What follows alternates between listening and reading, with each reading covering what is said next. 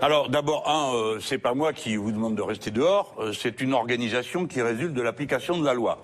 Je comprends bien. Non mais j'en profite pour vous dire, pour vous montrer déjà l'absurdité de ce truc, c'est que si on décidait, contrairement à ce qu'a dit M. Bruce Toussaint, qu'à partir de maintenant c'est un meeting, vous pourriez rentrer.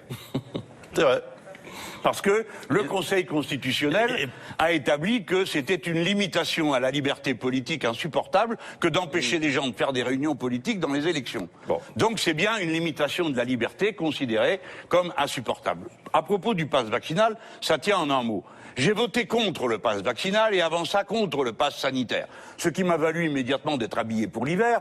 On m'a transformé en anti-vaccin sans se soucier du fait que je militais au niveau international pour qu'on puisse produire le vaccin dans tous les pays, sans se soucier du fait que je suis moi-même vacciné après y avoir réfléchi et fait l'équilibre des avantages et des inconvénients tel que je le vois. Mais je ne suis pas une personne, simplement une personne privée. Moi, Mélenchon. Je suis un porte-parole politique et donc je dois tenir compte de l'intérêt général. L'Organisation mondiale de la santé a dit qu'il ne fallait pas imposer la vaccination parce que c'était contre-performant et qu'il fallait convaincre plutôt que contraindre. Je m'en tiens à l'Organisation mondiale de la santé et je ne me permettrai pas, madame, de vous dire ce que vous devez faire ou ne devez pas faire. Si cette vaccination était obligatoire, comptez sur moi pour vous courir derrière pour que vous soyez vaccinés. Mais ce n'est pas le cas. Par conséquent, vous faites comme vous le voulez. Il me semble, aujourd'hui, je termine sur cette histoire du vaccin pour que ça soit clair pour tout le monde.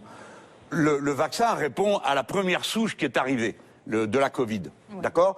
Aujourd'hui, on a quasiment affaire à une autre pandémie avec le vaccin, avec le virus Omicron. D'accord ? D'accord. Donc, on est dans un autre contexte. Le pass sanitaire, le pass vaccinal doit être supprimé. Pourquoi ? Parce que c'est une fausse sécurité. Vous, madame, vous êtes dehors. Oui. Vous avez peut-être été testée négative. Moi, je ne suis pas testé. Je suis vacciné, mais je suis peut-être positif à cet instant. Tout ça est absurde. Ce n'est pas une protection à 100%. C'est la raison pour laquelle